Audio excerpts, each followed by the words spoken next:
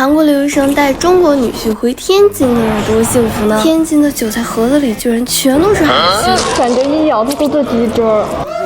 哎呦，天天炫鱼饼面条子，你们都看腻了。我俩直接打个飞机来天津了。第一次来天津还是6岁的时候跟妈妈来的，那个时候还没见过跳水大爷这么多河。在天津，你甚至走着走着就能看到，这是谁在煎饼？路上买了卷圈和刨冰，有一种蹲在路边口吃的感觉。太热了，我这冰刚拿出来，它现在已经化成水了。来尝一下天津老式刨冰，好酸溜。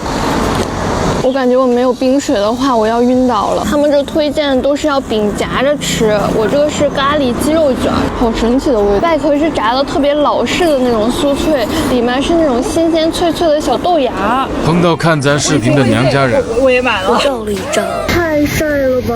找一家路边小店凉快凉快。天津是每一家都这么多菜的吗？我都选不过来了。海鲜现点现捞，还有好多我爸没见过的海鲜。他讲的真错，你礼貌吗？扭头一看，姐姐整了一堆的海鲜小盆儿，问了才知道这是每个客人基本都点的海鲜盒子。腌的时候放了秘制酱汁和少许的韭菜，我们那边是韭菜盒子，这边真的是八仙过海盒子呀！希望下次过年的时候，韭菜盒子按照这个标准给我做。还点了新鲜海胆和海胆饺子，我爸点了一份红烧肉。谁能想到五花肉和鲍鱼能在一块儿？哇，这个黏黏糊糊都拉丝儿了。哇，甜甜的，尤其是皮的部分，简直一口即化。再来一口小蒜，香迷糊了。这个真的是肥而不腻的红烧肉，上面有一种桂花酒酿的味道，像吃了一口糯虽然我糯的云饼。爸是海岛出生的，但从来没吃过红烧肉和鲍鱼一块吃。这个叫八仙过海盒子，这是我吃过最大的饺子了。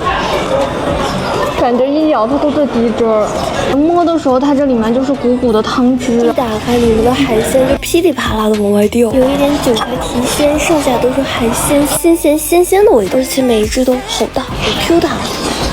每一口都是又鲜又好吃，怪不得大家都打包来吃。这个就是海肠捞饭，里面有切成短短的小脆海肠，还有蛋炒饭，每口米饭上都有浓稠的汤汁。还点了一份海胆冰淇淋，里面是脆脆的小苹果，海胆是刚现开的，还是黄澄澄的，吃起来口感这个美丽，好好吃。在韩国海肠都是生着吃，他们不会这样炒着做。这个下去，我爸就觉得之前吃的海肠白吃了。感觉这家调的酱油就是很香很鲜，看这个生蚝都跟袋子快一边大了。这么大个头的烤生蚝，天津人太幸福了。刚从池子里捞出来的螃蟹也蒸好了，里面的黄居然这么满，一连咬了好几口，这个黄还是没有吃完。满满都是肉。咱们的海胆饺子也动手做了，面皮软软薄薄的，里面的海胆馅儿贼大还滴汁儿，一口下去在嘴里爆汁的感觉贼满。感觉不蘸醋都特别好。还记得刚刚的海螺吗？它已经变成了这样，跟我爸的脑袋一边大。这里面是切好的，对干蒜蓉味贼重，已经腌入味了。还点了贼大份的生腌，这个口味是偏辣。哎呦，哥哥连干了一瓶小饮料，下次还要来猛炫海鲜红烧肉。回去晕碳了，今天是迷雾第一天，拜拜。